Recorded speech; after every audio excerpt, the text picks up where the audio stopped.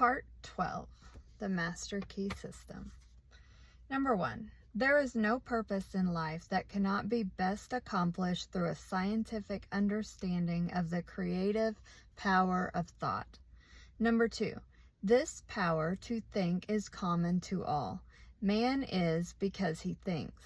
Man's power to think is infinite. Consequently, his creative power is unlimited.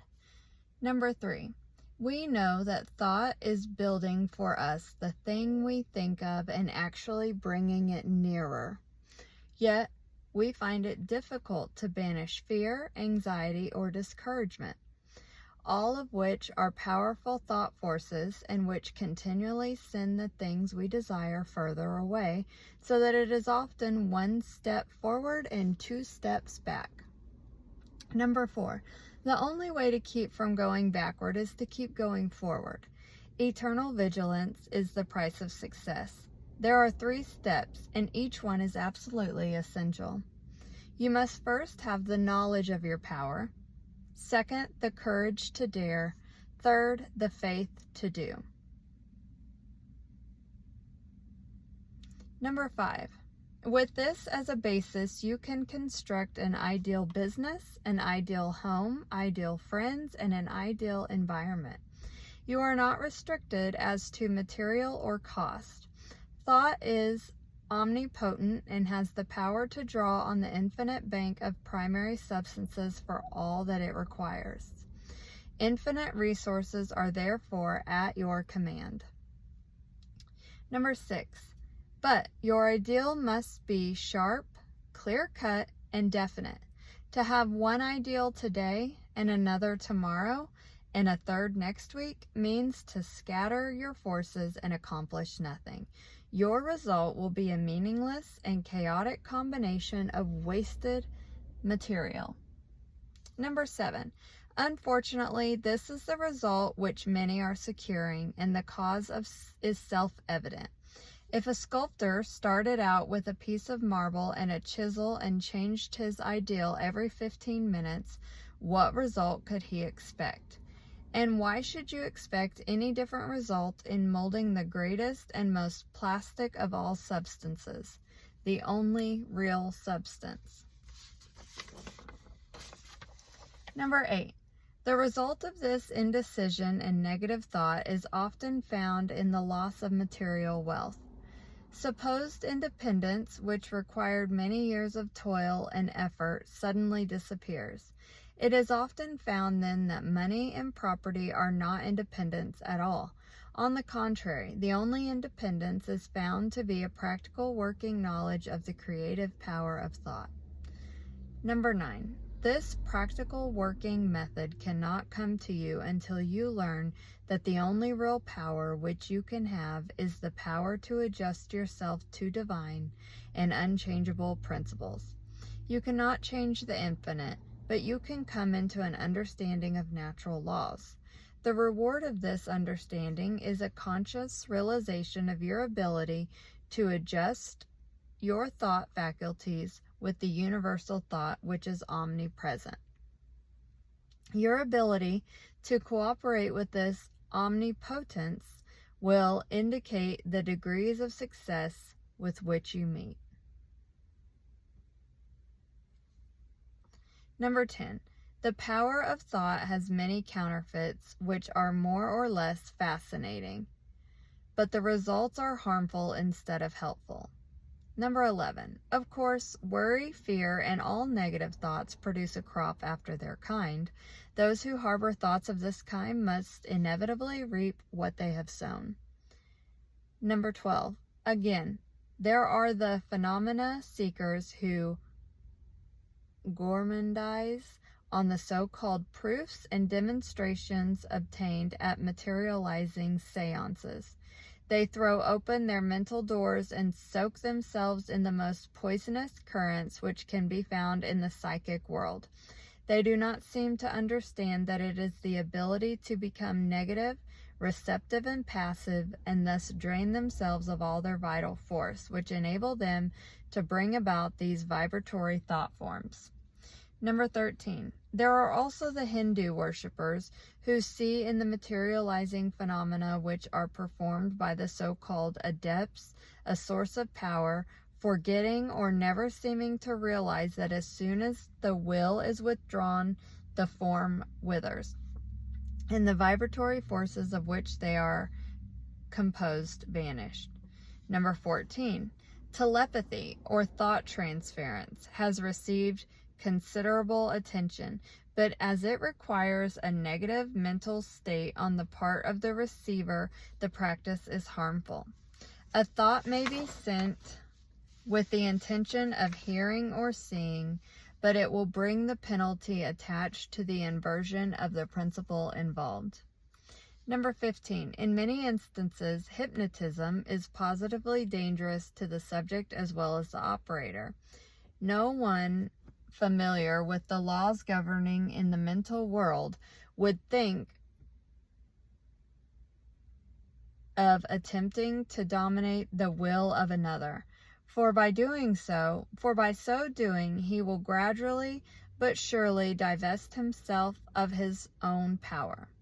Number 16. All of these perversions have their temporary satisfaction and for some a keen fascination, but there is an infinitely greater fascination in a true understanding of the world of power within, a power which increases with use, is permanent instead of fleeting, which not only is potent as a remedial agency to bring about the remedy for past error or results of wrong thinking, but is a prophylactic agency protecting us from all manner and form of danger, and finally is an actual creative force with which we can build new conditions and new environment.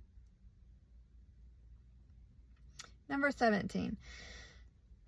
The law is that thought will correlate with its objects and bring forth in the material world the correspondence of the things thought or produced in the mental world. We then discern the absolute necessity of seeing that every thought has the inherent germ of truth in order that the law of growth will bring into manifestation good, for good alone can confer any permanent power. Number 18. The principle which gives the thought the dynamic power to correlate with its objects, and therefore to master every adverse human experience, is the law of attraction, which is another name for love. This is an eternal and fundamental principle inherent in all things, in every system of philosophy, in every religion, and in every science.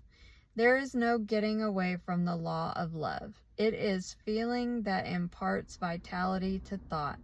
Feeling is desire, and desire is love.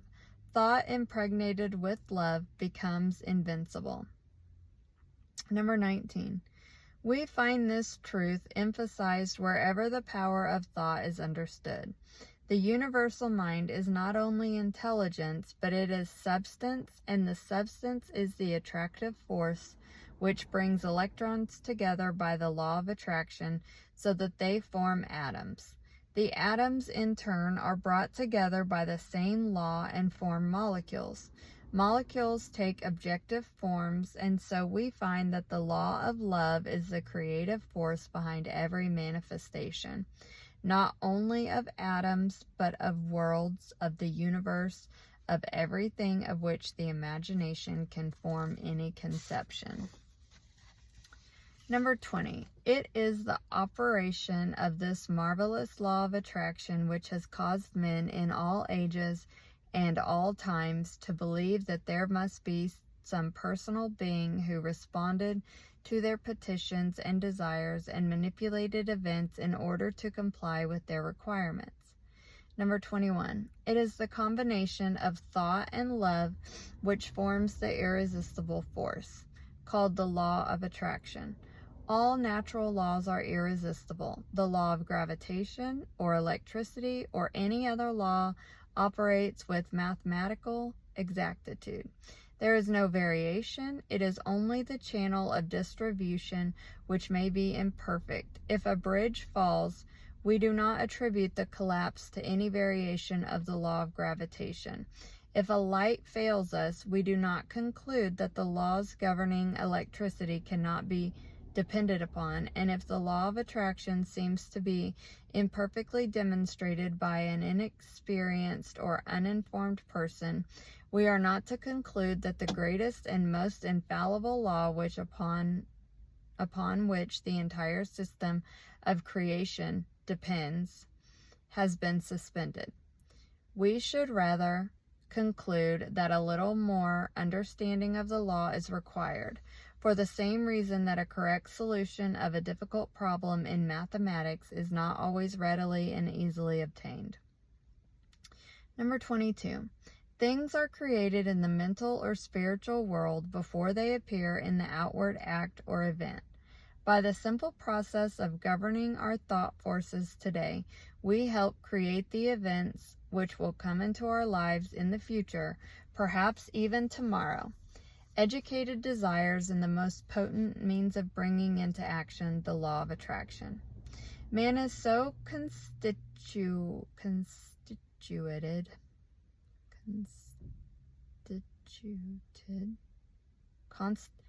Man is so constituted that he must first create the tools or implements by which he gains the power to think. The mind cannot comprehend an entirely new idea until a corresponding vibratory brain cell has been prepared to receive it. This explains why it is so difficult for us to receive or appreciate an entirely new idea. We have no brain cell capable of receiving it, and we are therefore incredulous. We do not believe it. Number 24. If, therefore, you have not been familiar with the omnipotence, so the all-powerfulness,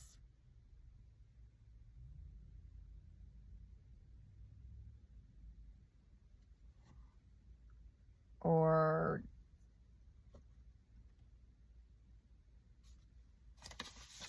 what is that? Okay. Potence. Yeah. Omnipresent, omnipotent, omniscient. Okay. And the scientific method by which it can be put into operation, or if you have not been familiar with the unlimited possibilities which it opens to those who are enabled to take advantage of the resources it offers, begin now and create the necessary brain cells which will enable you to comprehend the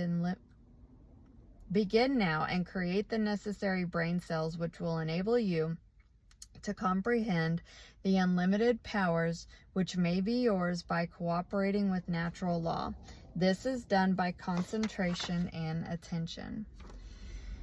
Number 25. The intention governs the attention. Power comes through repose. It is by concentration that deep thoughts, wise speech, and all forces of highly potentiality are accomplished. Number 26. It is in the silence that you get into touch with the omnipotent power of the subconscious mind from which all power is evolved. Number 27. He who desires wisdom, power, or permanent success of any kind will find it only within. It is an unfoldment. The unthinking may conclude that the silence is very simple and easily attained, but it should be remembered that only in absolute silence may one come into contact with divinity itself, may learn of the unchangeable law, and open for himself the channels by which persistent practice and concentration lead to perfection. This week, go to the same room, take the same chair, the same position as previously. Be sure to relax. Let go mentally, both mentally and physically. Always do this. Never try to do any mental work under pressure. See that there are no tense muscles or nerves, that you are entirely comfortable. Now realize your unity with omnipotence. Get into touch with this power. Come into a deep and vital understanding, appreciation, and realization of the fact that your ability to think is your ability to act upon the universal mind. And bring it into manifestation. Realize that it will meet any and every requirement, that you have exactly the same potential ability which any individual ever did have or will ever have, because each is but an expression or manifestation of the one. All are parts of the whole. There is no difference in kind or quality, the only difference being of degree. And it ends with a quote by Wilson. Thought cannot conceive of anything that may not be brought to expression. He who first uttered it may be only the suggester, but the doer will appear.